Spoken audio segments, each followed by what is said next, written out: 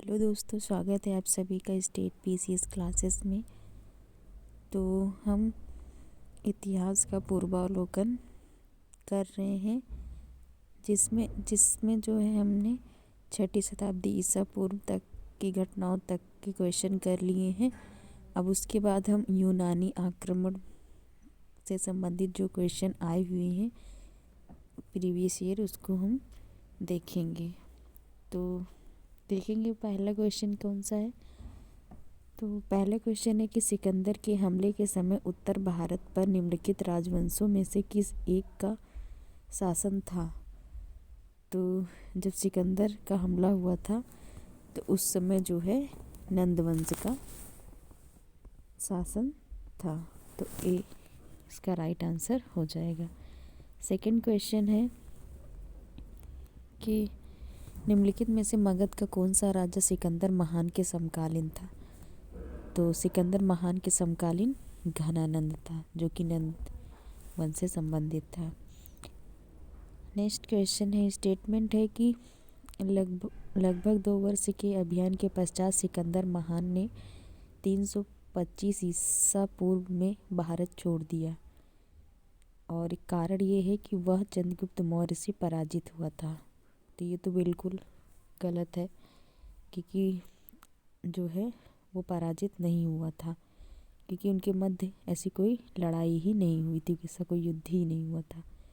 तो पहला इसका राइट आंसर है, परंतु कारण इसका गलत है। तो सी इसका सही आंसर हो जाएगा। आगे बढ़ेंगे और नेक्स्ट क्वेश्चन देखेंगे कि युद्ध भूमि में बड़ी संख्या में सैनिकों के मारे जाने अथवा आहत हो जाने के बाद किस भारतीय गढ़ अथवा भारत की राज्य की स्त्रियों ने सिकंदर के विरुद्ध शस्त्र धारण किया था। तो इसका राइट आंसर डी हो जाएगा, मशक के। नेक्स्ट क्वेश्चन देखेंगे कि क्या है। नेक्स्ट क्वेश्चन है, भारत में सिकंदर की सफलता निम्न कारणों से थी। किन कारणों से सिकंदर की सफलता थी। तो देखेंगे स्टेटमेंट। तो पहला कथन है कि उस समय भारत में कोई केंद्रीय सत्ता नहीं थी, तो ये बिल्कुल सही हो जाएगा। और दूसरा है कि उसकी फ़ौज बेहतर थी, ये भी सही हो जाएगा। और तीसरा है कि उसे देशद्रोही शासकों से सहायता मिली, ये भी इसका राइट हो जाएगा स्टेटमेंट।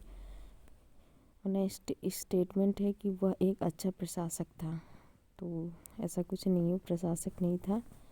तो 20 का राइट आंसर हो जाएगा। 1 2 3 स्टेटमेंट तीनों सही है। आगे बढ़ेंगे और नेक्स्ट क्वेश्चन देखेंगे कि उस वीर भारतीय राजा का नाम बताइए जिसे सिकंदर ने झेलम के तट पर पराजित किया था। तो उसका राइट आंसर बी हो जाएगा, पोरस या पुरु। और में पूछा गया क्वेश्चन है। नेक्स्ट क्वेश्चन, निम्नलिखित में से कौन सिकंदर के साथ भारत में नहीं आया था। तो डायमेकस जो है सिकंदर के साथ भारत नहीं आया था। तो सी इसका राइट आंसर हो जाएगा। इसकी व्याख्या देखेंगे। व्याख्या में है कि डायमेकस सिकंदर के साथ भारत नहीं आया था। स्ट्रैबो के अनुसार सीरिया के राजा एंटियोकस ने डायमेकस नामक अपना एक राजदूत बिंदुसार की राजसभा में भेजा था। नेक्स्ट क्वेश्चन, इसमें सिर्फ इतने ही क्वेश्चन थे, और अब हम मौर्य साम्राज्य के बारे में जितने क्वेश्चन आए हुए हैं इसमें उसको देखेंगे। ये काफ़ी बड़ा सिलेबस है और इसमें से क्वेश्चन भी ज़्यादा पूछे जाते हैं, तो इसमें क्वेश्चन अधिक होंगे। तो जितना हो सकेगा उतना क्वेश्चन हम लोग आज करेंगे, उसके बाद जो बचा रहेगा बाद में करेंगे। तो पहला क्वेश्चन है कि प्रथम भारतीय साम्राज्य स्थापित किया गया था। तो प्रथम भारतीय साम्राज्य जो है चंद्रगुप्त मौर्य ने किया था। और दूसरा क्वेश्चन है कि भारत में पहले साम्राज्य की स्थापना किस शासक के द्वारा की गई थी। तो इसका भी राइट आंसर ए हो जाएगा, चंद्रगुप्त मौर्य ने की थी। और थर्ड क्वेश्चन है कि निम्नलिखित में से कौन सा सबसे पुराना राजवंश है। तो मौर्य वंश जो है सबसे पुराना राजवंश है। आगे बढ़ेंगे और देखेंगे अगला क्वेश्चन कौन सा है।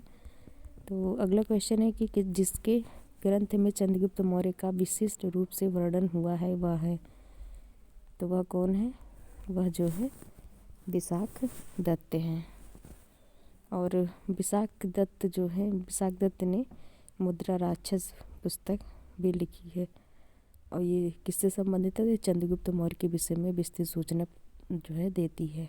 इस ग्रंथ में चंद्रगुप्त को नंदराज का पुत्र माना गया है। मुद्रा राक्षस में चंद्रगुप्त को वृषल तथा कुलहीन भी कहा गया है चंद्रगुप्त को। नेक्स्ट क्वेश्चन है कि यूनानी लेखक जस्टिन द्वारा किसे सेंड्रोकोट्स कहा गया था? तो चंद्रगुप्त मौर्य को कहा गया था। नेक्स्ट क्वेश्चन देखेंगे सेंड्रोकोट से चंद्रगुप्त मौर्य की पहचान किसने की? तो विलियम जोन्स ने की। नेक्स्ट क्वेश्चन देखेंगे कि निम्न में से किसने सेंड्रोकोट चंद्रगुप्त मौर्य और सिकंदर महान की भेंट का उल्लेख किया है? तो जस्टिन ने इसका उल्लेख किया है। आगे बढ़ेंगे, क्वेश्चन देखेंगे कि कौटिल्य प्रधानमंत्री थे, तो किसके प्रधानमंत्री थे? तो ये जो है चंद्रगुप्त मौर्य के प्रधानमंत्री थे, क्योंकि जो है घनानंद से जो है बातचीत पे दुश्मनी हो जाने के बाद जो है ये मगध शासन में चंद्रगुप्त मौर्य का जो है साम्राज्य स्थापित करवाए थे। कौन? कौटिल्य। इनकी लिखित पुस्तक कौन सी है? अर्थशास्त्र है, जो कि राजनीति से संबंधित है। आगे बढ़ेंगे और देखेंगे कौन सा क्वेश्चन है। तो क्वेश्चन नंबर 9 है कि चाणक्य अपने बचपन में किस नाम से जाने जाते थे? तो वो जो है विष्णु गुप्त के नाम से जाने जाते थे। नेक्स्ट क्वेश्चन देखेंगे कि चाणक्य का अन्य नाम क्या है? तो उनका नाम जो है विष्णु गुप्त भी था। नेक्स्ट क्वेश्चन है कि कौटिल्य की पुस्तक अर्थशास्त्र किस विषय पर आधारित है? तो ये जो है आर्थिक संबंध, विदेश नीति, शासन कला, सिद्धांत और अभ्यास, धन संचय। तो इसका राइट आंसर ई हो जाएगा। उपरोक्त में से कोई नहीं या फिर एक से अधिक। तो इसकी व्याख्या देखेंगे क्या इसमें दिया गया है।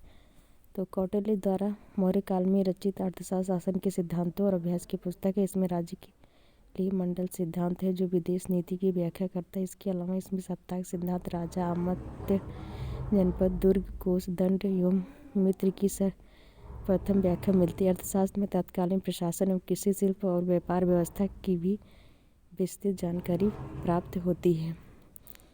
और फिर नेक्स्ट क्वेश्चन देखेंगे कौटिल्य का अर्थशास्त्र है एक क्या है? तो वो है जो है शासन के सिद्धांतों की पुस्तक।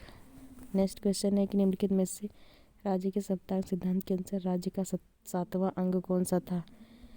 तो वो जो है मित्र है। 7वां अंग जो होते हैं मित्र होते हैं। नेक्स्ट क्वेश्चन है कि कौटिल्य के अर्थशास्त्र में किस पहलू पर प्रकाश डाला गया है? तो जो है राजनीतिक नीतियों पर जो है प्रकाश डाला गया अर्थशास्त्र में। नेक्स्ट क्वेश्चन है कि निम्नलिखित में से किसकी तुलना मैकियावेली के प्रिंस से की जा सकती है? तो कौटिल्य के अर्थशास्त्र को जो है मैकियावेली के प्रिंस पुस्तक से की जा सकती है। नेक्स्ट क्वेश्चन है कि किसके शासनकाल में डायमेकस भारत आया था? तो बिंदुसार के समय में डायमेकस भारत आया था। आगे बढ़ेंगे और अगला क्वेश्चन देखेंगे। अगला क्वेश्चन है कि बिंदुसार के शासन काल में अशोक ने अवंती महाजनपद जीतकर मौर्य साम्राज्य में मिला लिया था। इसका उल्लेख किस ग्रंथ में मिलता है?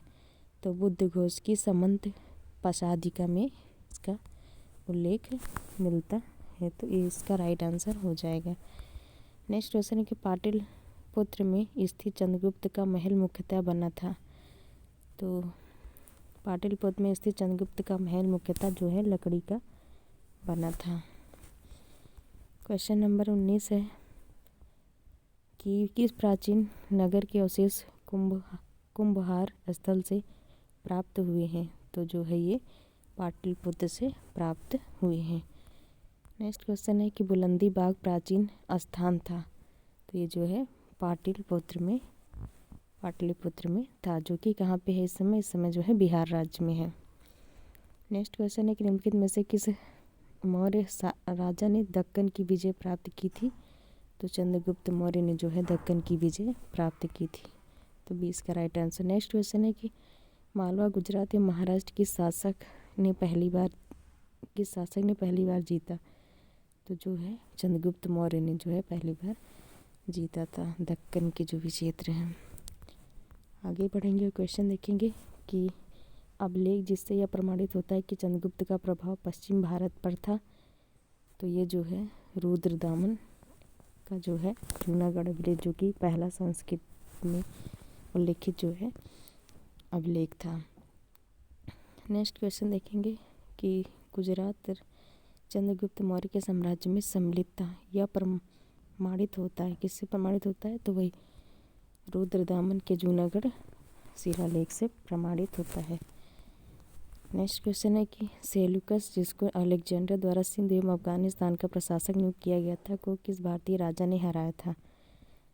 तो इनको जो है चंद्रगुप्त मौर्य ने हराया था। आगे बढ़ेंगे और क्वेश्चन देखेंगे कि चंद्रगुप्त मौर्य ने सेल्यूकस को किस वर्ष में पराजित किया था। तो इसका राइट आंसर हो जाएगा सी, 305 ईसा पूर्व में। आर्य में पूछा गया क्वेश्चन है। और इसमें जो है मानचित्र दिया गया है, इससे संबंधित क्या है उसका जो है आंसर देना है। तो इसका राइट आंसर हो जाएगा किसका साम्राज्य था। तो अशोक से उसके शासनकाल के अंतिम समय में जो है ये इसका पूरा साम्राज्य था। तो सी इसका राइट आंसर हो जाएगा। नेक्स्ट क्वेश्चन है कि किसने सहिष्णुता, उदारता और करुणा के त्रिविध आधार पर राज्य धर्म की स्थापना की। तो इसका राइट आंसर ए हो जाएगा, अशोक ने। आगे बढ़ेंगे, क्वेश्चन देखेंगे कि निम्न में से कौन सा क्षेत्र अशोक के साम्राज्य में सम्मिलित नहीं था। तो अशोक के साम्राज्य में जो है श्रीलंका सम्मिलित नहीं था। और इसकी व्याख्या भी देखेंगे कि श्रीलंका अशोक के साम्राज्य में स्थित नहीं था। अशोक के द्वितीय शिलालेख से स्पष्ट होता है कि भारत में अशोक का अधिकार चोल, पांड्य, सतीपुल, केरलपुत्र, युमतामपड़ी, श्रीलंका को छोड़कर सर्वत्र था, क्योंकि इन राज्यों को प्रत्यंत या सीमावर्ती राज्य कहा गया है। नेक्स्ट क्वेश्चन है कि अशोक के निम्नलिखित अभिलेखों में से किसमें दक्षिण भारतीय राज्यों का उल्लेख हुआ है। तो ये द्वितीय मुख्य शिलालेख में इसका उल्लेख हुआ है। नेक्स्ट क्वेश्चन है कि भारत का प्रथम अस्पताल एवं औषधि बाग निर्माण करवाया था। किसने करवाया था। तो जो है अशोक ने करवाया था। भारत का प्रथम अस्पताल एवं औषधि बाग का निर्माण अशोक ने करवाया था। आगे देखेंगे अगला क्वेश्चन कौन सा है। अगला क्वेश्चन है कि अशोक ने बौद्ध होते हुए भी हिंदू धर्म से आस्था नहीं छोड़ी। इसका प्रमाण सी, देव नाम प्रिय की उपाधि से है, क्योंकि उन्होंने जो है बौद्ध धर्म भी अपनाया और हिंदू धर्म को भी अपनाया था। आगे बढ़ेंगे और नेक्स्ट क्वेश्चन देखेंगे, निम्नलिखित में से किस स्रोत में अशोक के राज्यकाल में तृतीय बौद्ध समिति होने का उल्लेख मिलता है। तो इसमें से जो है दीपवंश और महावंश में यह जो है तृतीय बौद्ध संगति कराने का उल्लेख मिलता है अशोक के समय में। नेक्स्ट क्वेश्चन है कि अशोक के शासनकाल में बौद्ध सभा किस नगर में आयोजित की गई थी। तो ये जो है पाटलिपुत्र में आयोजित की गई थी। नेक्स्ट क्वेश्चन है कि निम्नलिखित मौर्य शासक बौद्ध धर्म के अनुयायी थे। तो ये जो है इसका राइट आंसर हो जाएगा अशोक और हो जाएगा बिंदुसार। तो डी इसका राइट आंसर हो जाएगा। आगे बढ़ेंगे देखेंगे कि रज्जुक कौन थे। तो ये मौर्य शासन में अधिकारी को जो है रज्जुक कहा जाता था। मौर्य शासन के अधिकारी को रज्जुक कहा जाता था। नेक्स्ट क्वेश्चन है कि सार्थवाह किसे कहते थे। तो सार्थवाह जो है व्यापारियों के काफिले को सार्थवाह कहते थे। आगे बढ़ेंगे और क्वेश्चन नेक्स्ट देखेंगे कि निम्नलिखित में से कौन सा अधिकारी मौर्य प्रशासन का भाग नहीं था। तो इसमें से जो है युक्त रज्जुक प्रादेशिक था, लेकिन अग्रहारिक नहीं था। तो इसका राइट आंसर हो जाएगा। इसमें देखेंगे कौन किसका अधिकारी था। तो युक्त जो है ये जिले के अधिकारी होते थे जो राजस्व वसूल करते थे, और राजयुक्त जो थे ये पहले केवल राजस्व विभाग का ही कार्य करते थे, किंतु बाद में उन्हें न्यायिक अधिकार भी प्रदान कर दिया गया।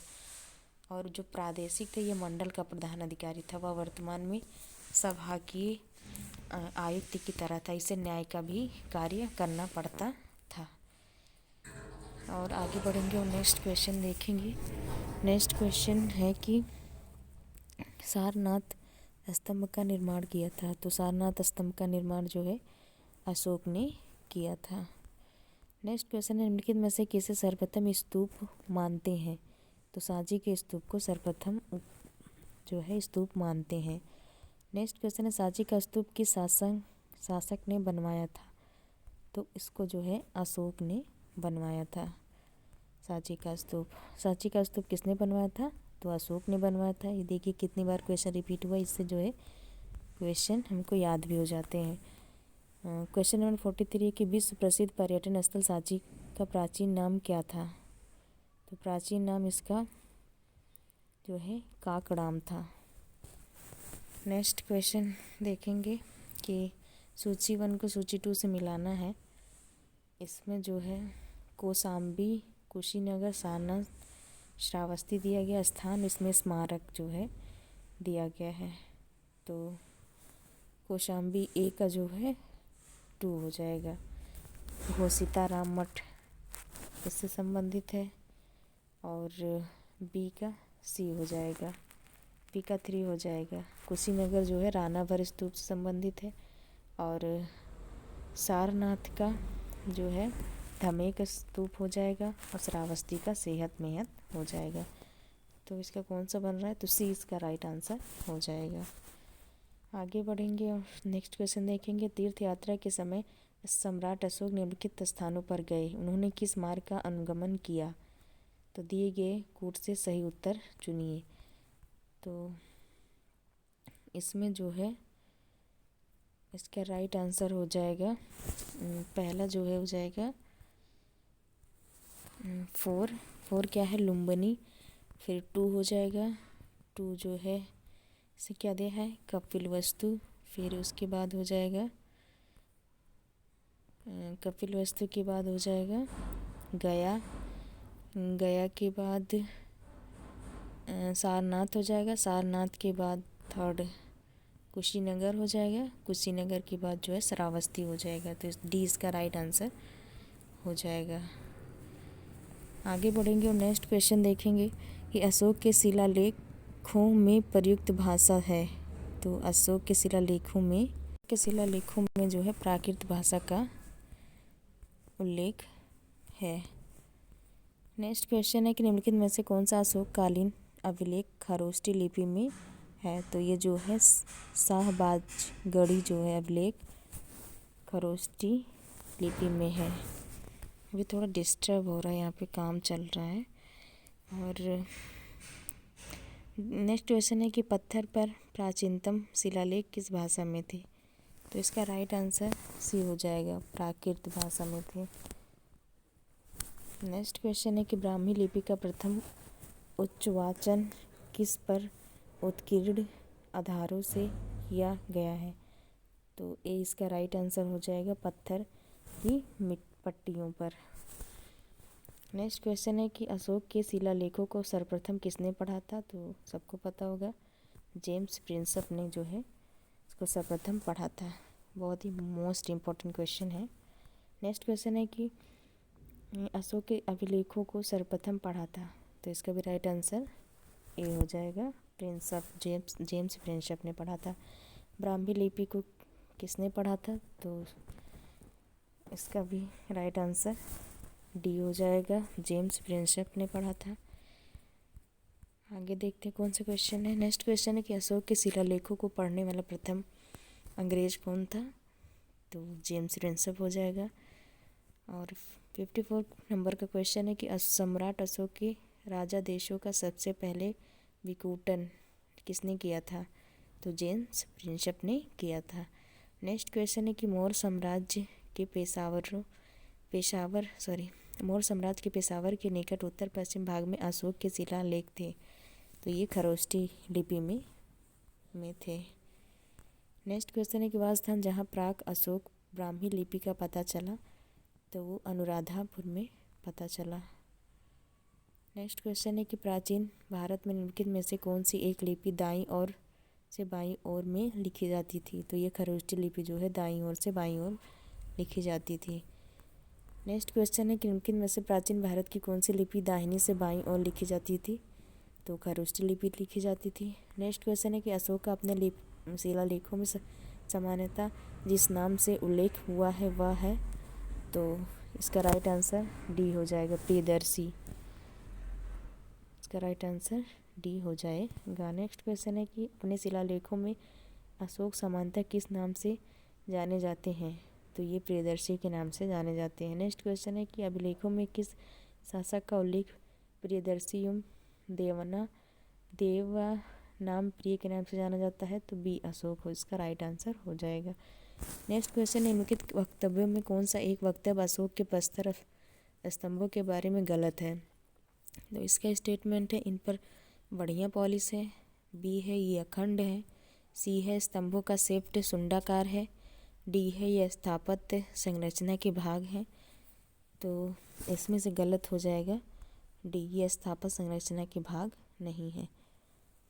नेक्स्ट क्वेश्चन देखेंगे, निम्नलिखित में से किस उभारदार जो है मूर्ति शिलालेख में अशोक के प्रस्तर रूप चित्र के साथ राड़ियों अशोक राजा अशोक उल्लेखित है। तो ये जो है कंगन हल्ली में उल्लेखित है, ये इसका राइट आंसर हो जाएगा। नेक्स्ट क्वेश्चन, निम्नलिखित में से किस एक अभिलेख में अशोक के व्यक्तिगत नाम का उल्लेख मिलता है। तो मास्की में जो है इनके व्यक्तिगत नाम का उल्लेख मिलता है। अशोक का इतिहास हमें मुख्यतः उनके अभिलेखों से ही ज्ञात होता है। उनके अभी तक 40 से अधिक अभिलेख प्राप्त हो चुके हैं। मास्की, गुर्जरा, नेत्तूर एवं उडगोलम के लेखों में अशोक का व्यक्तिगत नाम भी मिलता है। नेक्स्ट क्वेश्चन है कि निम्नलिखित अभिलेखों में से किस लेख में अशोक नाम उल्लिखित है। तो इसका राइट आंसर डी हो जाएगा, मास्की का लघु अभिलेख। आगे बढ़ेंगे और दूसरा क्वेश्चन देखेंगे, निम्नलिखित अभिलेखों में से किसमें अशोक का नाम उल्लेख हुआ है। तो इसका राइट आंसर ये हो जाएगा गुर्जरा में। आगे बढ़ेंगे, देखेंगे क्वेश्चन, अशोक का रोमनदेही स्तंभ संबंधित है। तो ये जो है बुद्ध के जन्म से संबंधित है।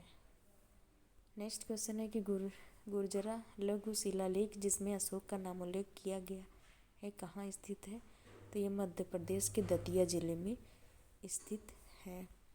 नेक्स्ट क्वेश्चन है कि केवल वह स्तंभ जिसमें अशोक ने स्वयं को मगध का सम्राट बताया है। तो भाबरू स्तंभ लेख में जो है इन्होंने अपना जो है स्वयं का मगध सम्राट बताया है। नेक्स्ट क्वेश्चन है कि कालसी प्रसिद्ध है। तो कालसी अशोक के शिलालेख के लेखों के कारण जो है प्रसिद्ध है। तो सी इसका राइट आंसर हो जाएगा। नेक्स्ट क्वेश्चन है कि उत्तराखंड में सम्राट अशोक के शिलालेखों की एक प्रति कहाँ मिली थी। तो इसका राइट आंसर डी हो जाएगा, कालसी में मिली थी। नेक्स्ट क्वेश्चन है कि कलिंग युद्ध की विजय तथा क्षतियों का वर्णन अशोक के किस शिलालेख में है। तो ये अशोक के 13वें शिलालेख में है। नेक्स्ट क्वेश्चन, कलिंग का युद्ध विवरण हमें ज्ञात होता है। तो 13वें शिलालेख में हमें इसका विवरण मिलता है। नेक्स्ट क्वेश्चन है कि अशोक के निम्न अभिलेखों में से पूर्ण रूपेण धार्मिक सहिष्णुता के प्रति समर्पित कौन सा अभिलेख है। तो इसका राइट आंसर बी हो जाएगा, 13वां शिलालेख। आगे बढ़ेंगे, स्टेटमेंट वाला क्वेश्चन है, निम्नलिखित में से किस शासक ने अपनी प्रजा को इस अभिलेख के माध्यम से परामर्श दिया। स्टेटमेंट है कि कोई भी व्यक्ति जो अपने संप्रदाय को महिमा मंडित करने की दृष्टि से अपने धार्मिक संप्रदाय की प्रशंसा करता है या अपने संप्रदाय के प्रति अत्यधिक भक्ति के कारण अन्य संप्रदायों की निंदा करता है, वह अपितु अपने संप्रदाय को गंभीर रूप से हानि पहुंचाता है। तो किसने कहा है। तो अशोक ने स्टेटमेंट को दिया था। नेक्स्ट क्वेश्चन है कि ये 12वें शिलालेख में जो है इन्होंने इसका जो है उल्लेख मिलता है अशोक के बारे में शिलालेख में ये स्टेटमेंट। नेक्स्ट क्वेश्चन कि अशोक के जो प्रमुख शिलालेख संगम राज्य के विषय में हमें बताते हैं उनमें से कौन से हैं, तो इसका सेकंड और 13वां अब शिलालेख है, सी इसका राइट आंसर हो जाएगा। नेक्स्ट क्वेश्चन निम्नलिखित में से किस दक्षिणी राज्य का उल्लेख अशोक के अभिलेखों में नहीं है, तो सातवाहन का जो है उल्लेख अशोक के शिलालेखों अभिलेखों में नहीं है। नेक्स्ट क्वेश्चन है कि टालमी फिलाडेल्फस जिसके साथ अशोक के राज ने संबंध थे कहाँ का शासक था, तो वो जो है मिस्र का शासक था। आगे बढ़ेंगे और नेक्स्ट क्वेश्चन देखेंगे अशोक का समकालीन तुर्मै कहाँ का राजा था, तो वो मिस्र का राजा था। नेक्स्ट क्वेश्चन है कि निम्नलिखित में से किस राजवंश के शासकों के सुदूर देशों जैसे सीरिया मिस्र के साथ राजकीय संबंध थे, तो ये जो है मौर्य से संबंध थे। नेक्स्ट क्वेश्चन है कि अशोक के धम्म का मूल संदेश क्या था, तो इसमें से एक से अधिक राजा के प्रति वफादारी, शांति एवं अहिंसा, बड़ों का सम्मान, धार्मिक सहनशीलता, इसके कई उद्देश्य थे। नेक्स्ट क्वेश्चन निम्नलिखित में से अशोक के किस अभिलेख में पारंपरिक अवसरों पर पशु बलि पर रोक लगाई गई है, ऐसा लगता है कि यह पाबंदी पशुओं के वध पर थी, तो ये 5वें स्तंभ अभिलेख में है। नेक्स्ट क्वेश्चन है निम्नलिखित में से प्राचीन भारतीय अभिलेखों में से कौन सा एक खाद्यान्न को देश में संकट काल में उपयोग हेतु सुरक्षित रखने के बारे में प्राचीन शाही आदेश है, तो सोहगोरा ताम्र पत्र में इसका उल्लेख है। आगे बढ़ेंगे और दूसरा क्वेश्चन देखेंगे। स्टेटमेंट वाला क्वेश्चन है। स्टेटमेंट है कि अशोक ने कलिंग को मौर्य साम्राज्य में जोड़ लिया था और इसका कारण है कि कलिंग दक्षिण भारत को जाने वाले स्थलीय एवं समुद्री मार्गों को नियंत्रित करता था, तो इसका राइट आंसर ये हो जाएगा। कथन एवं कारण दोनों सही है, उसका स्पष्टीकरण भी है। नेक्स्ट क्वेश्चन देखेंगे कौन सा है, तो नेक्स्ट क्वेश्चन है कि मौर्यकालीन शासकों ने धार्मिक आधार पर भू अनुदान नहीं दिया था क्योंकि भू अनुदान के विरुद्ध कृषकों ने विद्रोह किया था, तो इसमें जो है पहला स्टेटमेंट तो सही है लेकिन इसका कारण गलत है, तो सी इसका राइट आंसर हो जाएगा। इसकी व्याख्या देखेंगे कि धार्मिक आधार पर भूमिदान का प्रथम साक्ष्य मौर्योत्तर युगीन राजवंश सातवाहन के समय के एक अभिलेख से प्राप्त होता है। मौर्यकालीन शासकों ने धार्मिक आधार पर कोई भूमि दान स्वरूप नहीं दी थी। भूमिदान के विरुद्ध कृषकों के विद्रोह का कोई वर्णन नहीं प्राप्त होता है, तो ए इसका राइट आंसर हो जाएगा और आर इसका कारण जो है गलत हो जाएगा। नेक्स्ट क्वेश्चन है कि प्रसिद्ध यूनानी राजदूत मेगास्थनीज भारत में किसके दरबार में आए थे, तो ये जो है चंद्रगुप्त मौर्य के दरबार में आए थे। इनकी पुस्तक का क्या नाम है, इनकी पुस्तक का नाम जो है इंडिका है। पुस्तक का नाम इंडिका है। आगे पढ़ेंगे देखेंगे। मेगास्थनीज दूत था, तो ये जो है सेल्यूकस निकेटर का दूत था। नेक्स्ट क्वेश्चन है किसके शासनकाल में मेगास्थनीज भारत आया था, तो ये चंद्रगुप्त मौर्य के शासनकाल में आया था। नेक्स्ट क्वेश्चन है कि मौर्य साम्राज्य का 7 वर्णों में विभाजन का विशेष रूप से उल्लेख किया गया है, तो ये जो है मेगास्थनीज की पुस्तक में इंडिका में किया गया है। नेक्स्ट क्वेश्चन है कि जो है इसकी व्याख्या भी देख लेंगे, इंपॉर्टेंट है। मेगास्थनीज ने अपनी पुस्तक इंडिका में अपनी भारतीय समाज को 7 श्रेणियों में विभाजित किया है। दार्शनिक, कृषक, पशुपालक, कारीगर, योद्धा, निरीक्षक एवं सभासद। मेगास्थनीज भारतीय समाज में दास प्रथा के प्रचलित होने का उल्लेख नहीं करता है। मौर्य काल में कोई भी व्यक्ति न तो अपनी जाति से बाहर विवाह कर सकता था और न ही उससे भिन्न पेशा ही अपना सकता था। नेक्स्ट क्वेश्चन है कि मेगास्थनीज ने भारतीय समाज को कितनी श्रेणियों में विभाजित किया है, तो देखिए इसका व्याख्या पढ़ लेने से इसका आंसर मिल गया, 7 श्रेणी में विभाजित किया है। नेक्स्ट क्वेश्चन है कि निम्नलिखित में से किस स्रोत में उल्लिखित है कि प्राचीन भारत में दासता नहीं थी, तो इसमें जो है मैगस्थनीज की पुस्तक जो है इंडिका, इसका राइट आंसर हो जाएगा। ROR में पूछा गया क्वेश्चन है। तो हम लोग आज जो है 92 क्वेश्चन तक कर चुके हैं। इसके आगे कंटिन्यू करेंगे क्योंकि ज़्यादा बड़ी वीडियो हो जाती है तो आप लोग भी बोर हो जाते होंगे देखने से। तो जो है आप लोग कमेंट करिएगा कि इनको बड़ी वीडियो और बनानी चाहिए कि बस आधे घंटे की रहनी चाहिए, तो कमेंट करके बताइएगा। तो उस हिसाब से हम आगे वीडियो जो है और बड़ी बनाने की कोशिश करेंगे। अगर इतना सही है तो फिर इतना ही है। तो मिलते हैं नेक्स्ट वीडियो में, तब तक के लिए धन्यवाद।